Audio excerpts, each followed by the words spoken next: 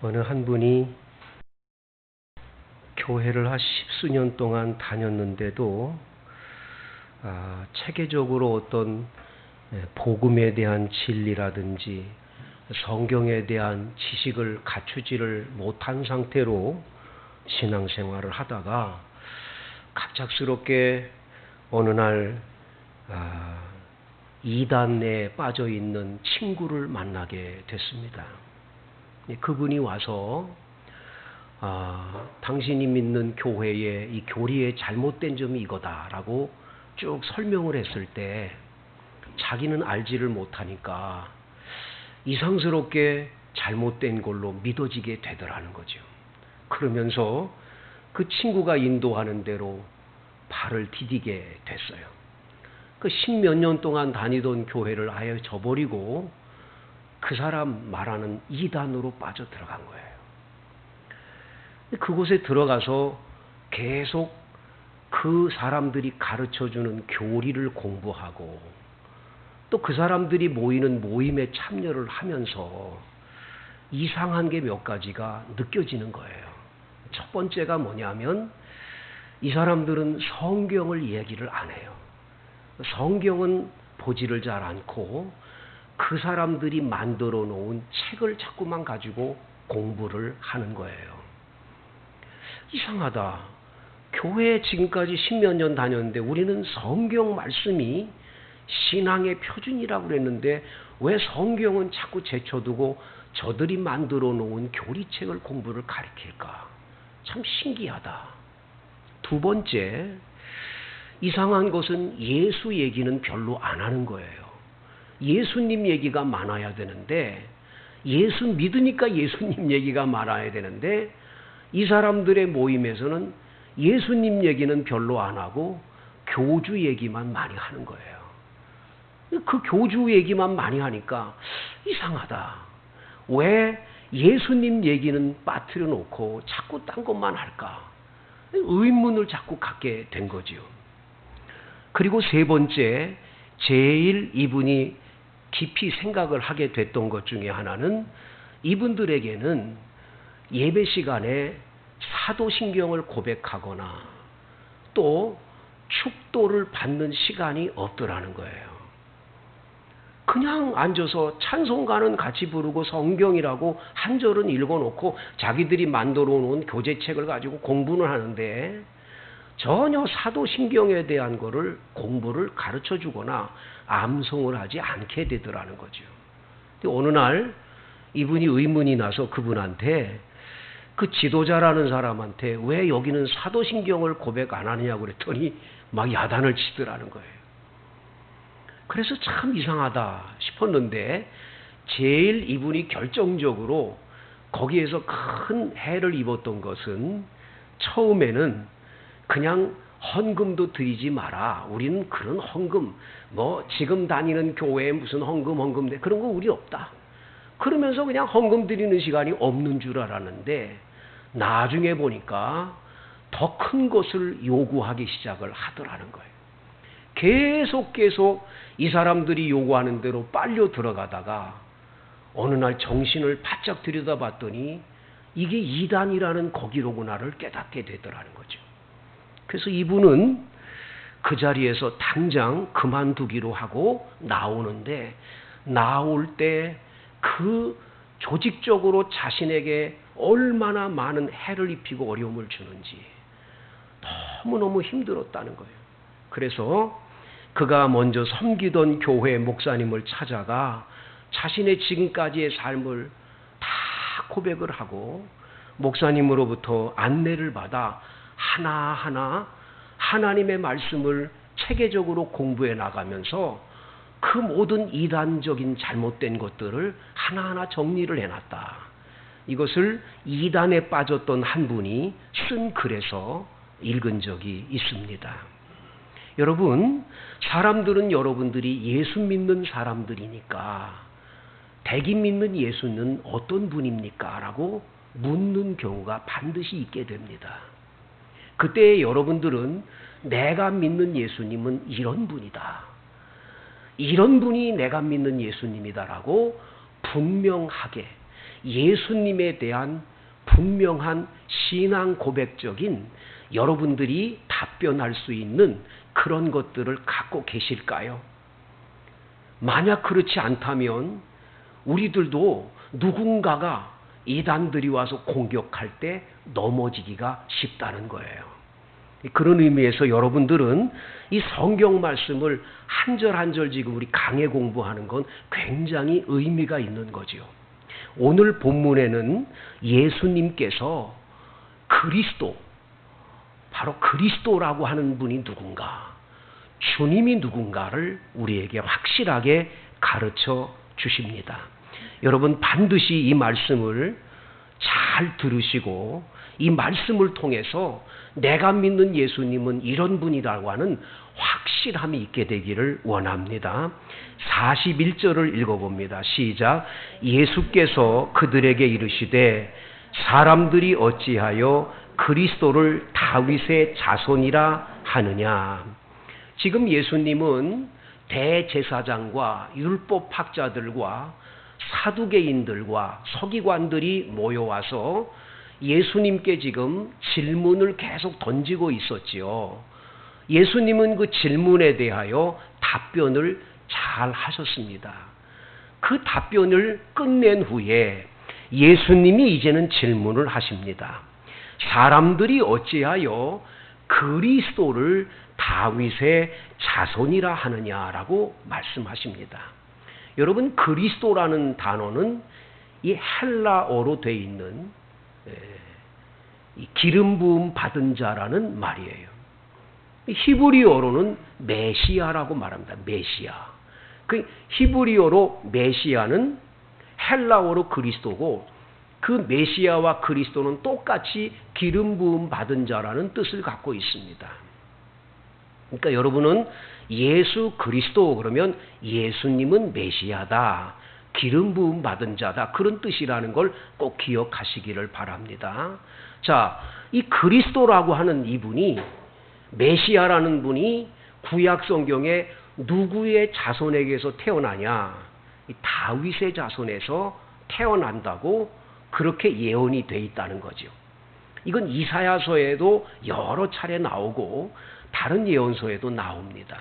그러니까 예수님은 다윗의 후손 가운데 태어난다 그랬어요. 그런데 이 예수님이 다윗의 자손 가운데 이 그리스도라는 분으로 태어나는데 예수님이 갑자기 42절 43절에 보면 예수님께서 시편 110편 1절을 암송을 하십니다.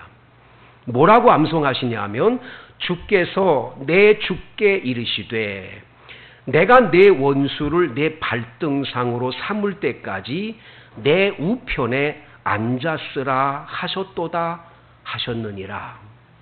이 시편 110편 1절을 예수님이 쫙 암송을 하시는 거예요.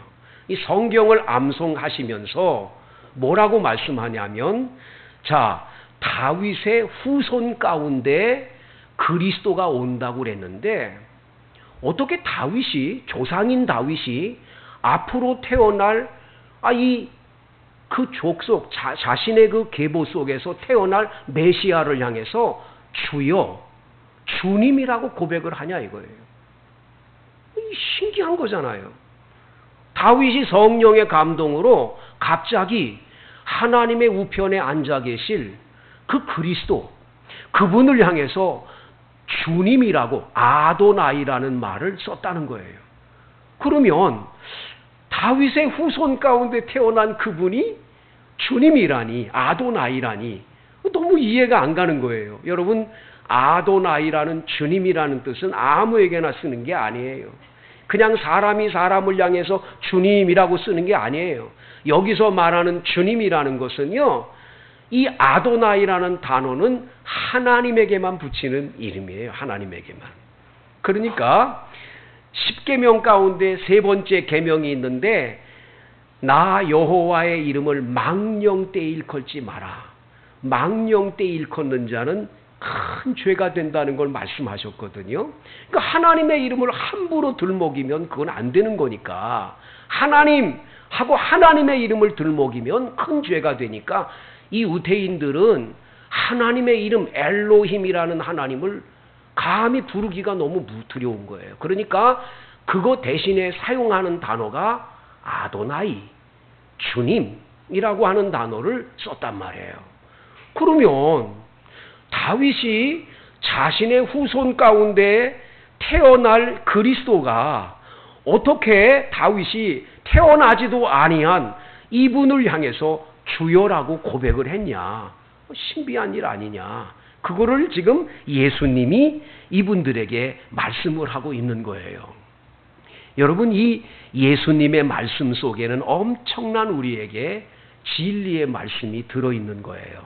여러분들이 예수님 그러면 어떤 분은 인간 예수, 마리아의 몸에서 탄생한 그 예수, 그래서 사람인 예수만 믿는 분들이 있어요. 그런데 여러분, 사람으로만 오신 그 예수만 믿는다면 여러분들의 신앙은 옳은 신앙이 아닌 거예요. 예수님은 그거를 지금 지적하고 있어요. 왜냐하면 여기 사두개인들이나 여기 있는 대제사장이나 율법학자들, 구약을 알고 있는 사람들은 전부 다 다윗의 후손으로 태어날 바로 그 그리스도, 그 메시아만을 지금 기다리고 있는데, 그 메시아란 어떤 거냐? 이렇게 자신들의 눈앞에 있는 초라한 나사렛 예수가 아니라고 생각을 하는 거예요. 그래서 그 예수를 안 믿는 거잖아요. 그런데 여러분, 예수님은 분명히 사람이십니다. 사람으로 이 땅에 오셨어요. 그래서 다윗의 후손 가운데 오신 게 분명하지요. 그래서 구약 성경을 잘 알고 있다는 유대인들을 위해서 복음서를 기록한 마태라고 하는 분은 마태복음 1장 1절을 시작할 때 이렇게 시작합니다. 아브라함과 다윗의 자손 예수 그리스도의 계보라. 이렇게 시작을 해요. 그러면서 아브라함이 이삭을 낳고, 이삭이 야곱을 낳고, 야곱이 유다와 그의 형제를 낳고, 유다는 다말에게서 베레스와 세라를 낳고, 베레스는 람을 낳고, 람은 아미나답을 낳고, 아미나답은 나손을 낳고, 나손은 살못을 낳고, 살못은 오벳을 낳고, 오벳은 이새를 낳고, 이새는 바로 여러분 다윗 왕을 낳았느니라가 마태복음 1장에 쭉 기록돼요. 그러면서 이 족보를 쭉 이 아브라함부터 쭉 하면서 마태복음 1장의 맨 마지막에 그 다윗의 후손 가운데 누가? 예수 그리스도가 탄생됨을 말해줘요.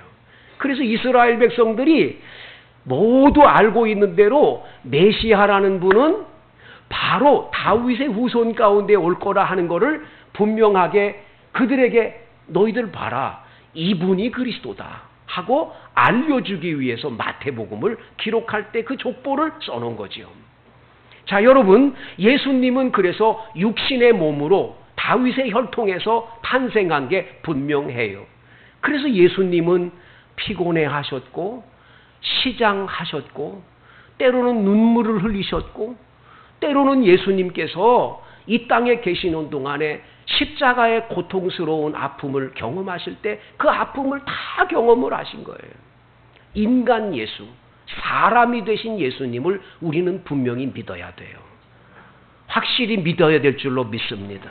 어떤 사람들은 신성한 예수가, 하나님이라는 그분이 어떻게 저렇게 인간이 돼서 더럽고 추한 인간으로 오셨나 그래가지고 옛날에 가현설이라고 거짓말로 예수님은 거짓된 이렇게 그냥 몸이 쉽게 말하면 사람이 아닌 유령으로 이 땅에 오셨다고 이렇게 믿는 영지주의라는 이단들이 있었어요.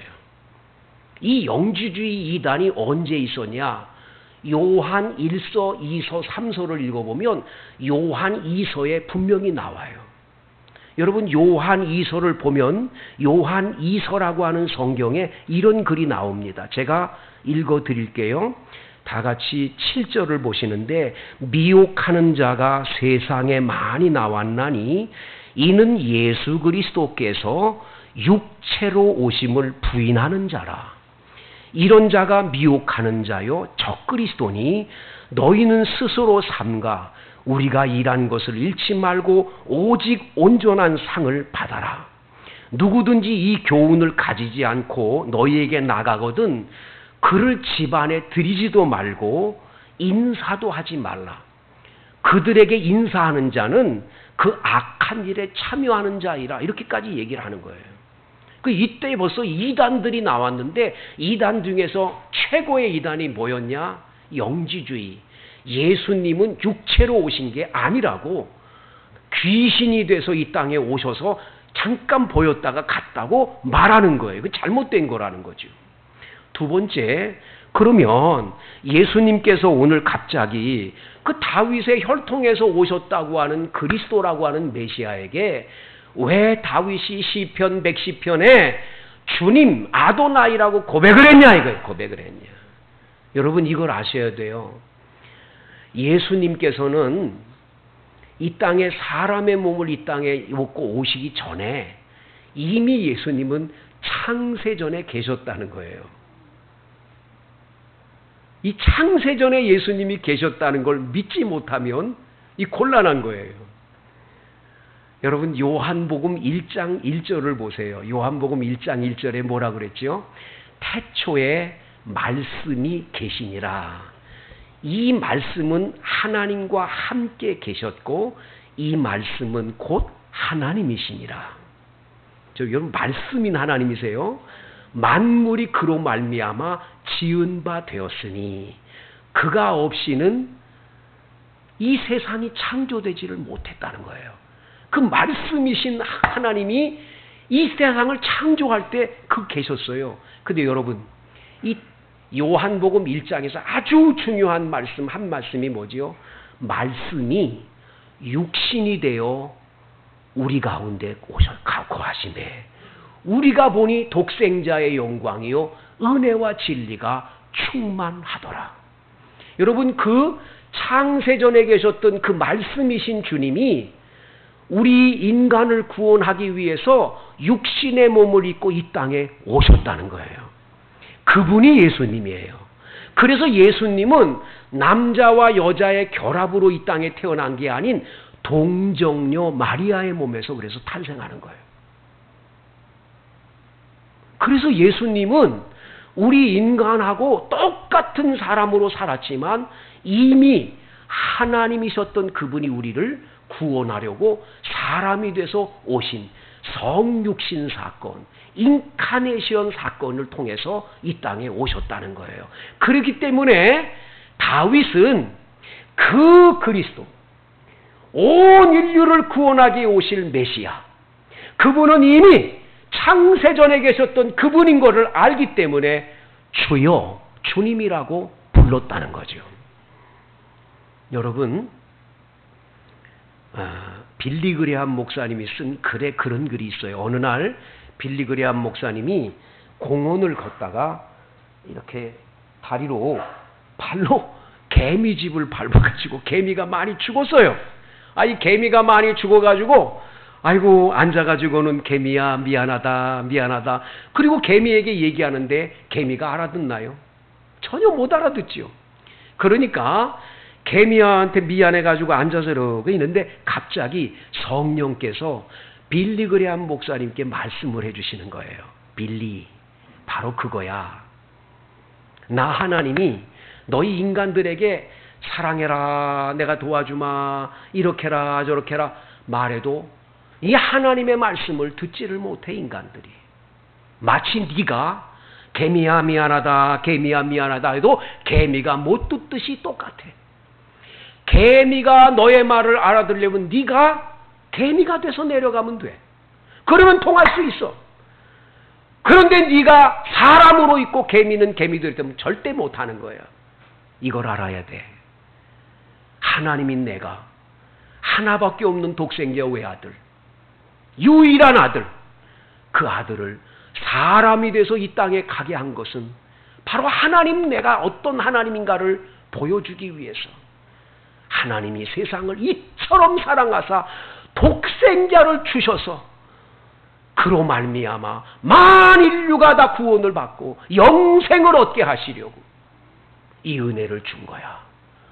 빌리그레함 목사님은 그거를 깨닫는 순간에 개미집 앞에서 하염없이 눈물을 흘리면서 주님 고맙습니다. 나 하나를 구원하시기 위해서 주님께서 이렇게 사람이 돼서 오셨다는 이 사건이 얼마나 큰지를 깨닫게 됐습니다. 성도 여러분, 바로 이 은혜를 여러분과 저에게 베풀어 주신 분인 줄로 믿습니다. 그래서 여러분, 예수님은 완전하신 인간, 완전한 사람이고 완전한 하나님으로 우린 믿어야 돼요. 여러분, 예수님이 이 땅에 계셔서 사람으로 계셨지만 사람으로만 예수님이 계셨는데 어떻게 예수님의 하시는 그 일들은 하나님만 하실 수 있는 일을 하실 수 있냐고요. 여러분, 어떻게 사람이 소경의 눈을 뜨게 합니까? 뭐 안진뱅이를 걷게 하고 뭐 문둥병을 고쳐주고 이런 사건들 뭐 지금도 의사들이 다 고치니까 그런가 보다 할 수 있겠지요. 그런데 예수님께서 하신 사건 가운데 사람으론 도저히 못할 일들을 너무 많이 행하신 거예요. 그 중에 하나가 뭐예요? 여러분, 물이 변하여 포도주가 된 사건. 거기다가 뭐 포도주를 타고 그런 게 아니에요. 그냥 물 떠다가 주었는데 포도주로 바뀌었어요. 제가 그거 못 믿겠어요? 예수님 물 위로 걸었어요. 물 위로 걸었다. 그것도 뭐 사람이 할 수 있다고 할 수 있겠지요. 근데 예수님께서 정말 하나님만 하실 수 있는 것을 행한 게 뭐예요? 죽은 자를 살린 거예요. 야이로의 딸 12살 낸 딸이 죽었는데 예수님께서 살렸어요. 달리다굼 해가지고 살리셨어요. 그뿐이 아니죠. 누가복음에 보면 나인성 과부의 독자 아들이 죽어서 아예 상여를 메고 산소로 가는 거예요. 에야 디야 하면서 가고 있는데 거기서 청년아, 내가 내게 말하는 일어나라! 살리는 역사가 나타나는 거예요. 그뿐이 아니에요. 요한복음 11장에 보면 나사로가 죽었어요. 근데 예수님 늦게 가요. 사흘 만에 갔어요. 장례 다 끝났어요. 근데 예수님이 그의 무덤에 가서 그 무덤 문을 막고 있는 돌을 옮겨 놓으라는 거예요. 거기서 이렇게 얘기합니다. 썩어 냄새가 나나이다 그랬어요. 아주 그 성경 구절이 굉장한 거예요. 썩어 냄새가 나나이다. 근데 예수님이 뭐라 그러세요? 나사로야, 나오라! 나사로가 배로 동인 채로 걸어 나오는 거예요. 살아난 거예요. 나사로 까닭에 예수 믿는 사람이 많아졌음을 성경은 말해주고 있어요. 이거는 하나님만 하실 수 있어요. 그렇기 때문에 예수님에게는 인성인 사람의 성품이 있는 것뿐만 아니라 하나님의 성품, 신성이 있는 거예요. 그래서 여러분과 저는 어떤 하나님, 예수님을 믿냐? 완전하신 사람이고 완전하신 하나님으로 믿어야 돼요. 믿습니까? 그래야 예수님의 이름으로 예배를 드리고 예수님의 이름으로 기도를 올릴 수 있어요. 이게 확실하지 않으면 안 돼요. 생각해 보세요. 예수님은 저 하늘나라에 계신 하나님이시다. 그렇게만 믿는다면 우리 인간의 사정 형편 하나님이 아시겠냐? 그런데 예수님이 사람이 돼서 오셔서 다 경험해 보셨어요. 예수님 다 아시는 거예요. 내 형편, 내 처지, 내 아픔, 내 고통 다 알고 계세요. 그래서 예수님 앞으로 나아가 은혜의 보좌 앞에 나가서 담대하게 우리는 기도할 수 있는 은혜를 받은 줄로 믿습니다. 예수님 믿는 게 얼마나 축복인지 모르죠. 세계에서 가장 인기 있는 스포츠 경기 가운데 하나가 축구 아닙니까? 유럽 챔피언스 리그를 하면 아주 대단하죠. 우리나라에 뭐 지금 토트넘에 있는 손흥민 선수도 막 그 팀도 막 올라가고 그래. 작년에 결승까지 올라갔다간 우승을 못했는데 그 앞전에 스페인의 바르셀로나라는 팀하고 이탈리아의 유벤투스가 둘이 올라가서 마지막에 결승을 하게 됐는데 그 결승전에서 아주 제가 특이한 거를 한번 봤어요. 결승전에서 마지막에 쐐기골을 네이마르라고 하는 선수가 골을 넣어서 결국은 바르셀로나가 3대1로 유벤투스를 누르고 우승을 했습니다.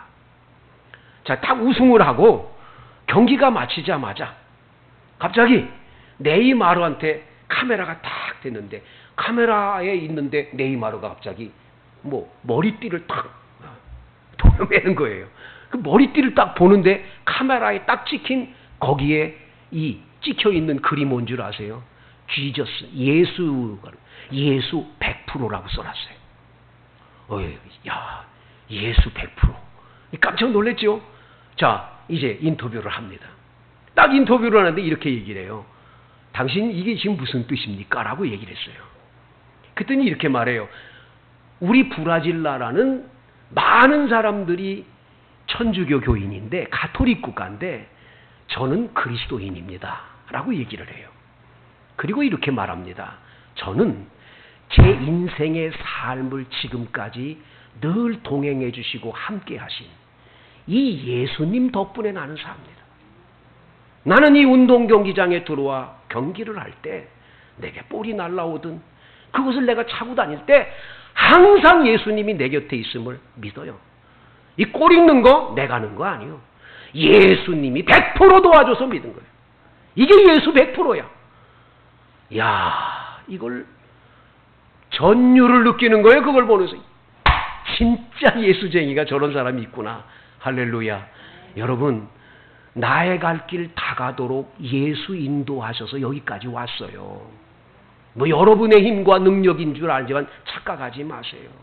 나의 갈 길 다 가도록 예수 인도하시니 무슨 일을 만나든지 만사 형통케 하시고 나의 삶을 주님이 인도하셔서 여기까지 온 줄로 믿습니다. 절대로 예수님을 잊어버리지 마세요.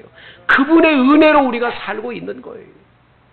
그래서 여러분, 예수 믿는 우리는 지금까지 지내온 게 예수의 은혜고 지금 살고 있는 것도 예수의 은혜고 앞으로 우리가 세상을 떠날 때도 예수님과 함께 가는 거예요. 우리의 삶은 오직 예수로 점철된 삶인 줄로 믿습니다. 미국의 가장 큰 부자 중에 한 사람이었던 코넬리우스 밴더빌트라고 하는 사람이 있습니다. 이 사람은 돈이 많으니까 예수님이 필요 없다고 생각을 했습니다.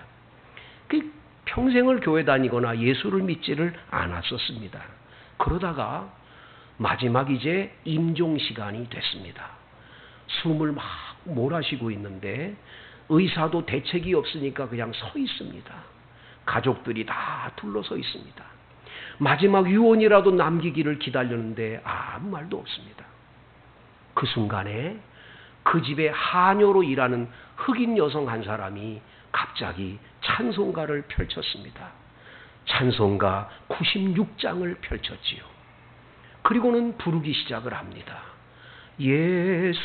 예수님은 누구신가? 우는 자의 위로와 없는 자의 풍성이며 천한 자의 높음과 잡힌 자의 노임되고 우리 기쁨 되시네. 1절을 끝내고 2절을 계속 부릅니다. 예수님은 누구신가? 약한 자의 강함과 죽을 자의 생명이며 병든 자의 고침과 죽은 자의 부활되고 우리 생명 되시네. 이 찬송가를 고요히 숨을 몰아쉬며 듣던 밴더빌트가 죽은 자의 부활되고 영원히 산다는 그 찬송가 2절이 불러지는 순간에 갑자기 손을 들면서 예수님을 부르기 시작을 합니다. 예수님, 예수님, 예수님을 부르는 거예요. 주님, 저는 부자가 아니었고 가난한 자였습니다. 저는 권력 있는 자가 아니라 가장 천한 자였습니다. 이제라도 예수님, 나의 구세주가 되어주시고 나를 영원한 천국, 영생의 자리 부활로 나를 인도해 주옵소서. 그리고 눈물을 쭉 흘리더니 그는 운명을 했다는 거죠. 성도 여러분, 험악한 세상 속에 갈 길을 모르고 방황하는 시대에 우리가 살고 있습니다. 코로나19는 언제 진정이 될지, 지금 우리들이 경제 활동을 하고 있는데 언제나 이런 것들이 잘 되어갈지 깜깜하고 어둡습니다. 이러한 때에 우리 주 예수 그리스도, 그분 앞으로 나가서 그분을 통해 여러분 위로와 용기와 힘을 얻으시고 소망 가운데 힘차게 일어서는 여러분들 되기를 축복합니다. 우리 다 같이 이 시간 통성으로 기도하는데, 아직도 예수를 모르는 불쌍한 우리 가족들이나 일가 친척들이나 친구들이나 이웃이 있다면 주님께 간절하게 기도해 그 영혼을 구원할 수 있기를 원합니다. 여러분의 가정에 무슨 형편 어려운 점이 있습니까? 주님, 오직 예수로만 이 문제가 해결될 수 있습니다. 도와주세요. 기도하는 여러분 되기를 원합니다. 함께 통성으로 기도하겠어요? 주여, 주여, 주여.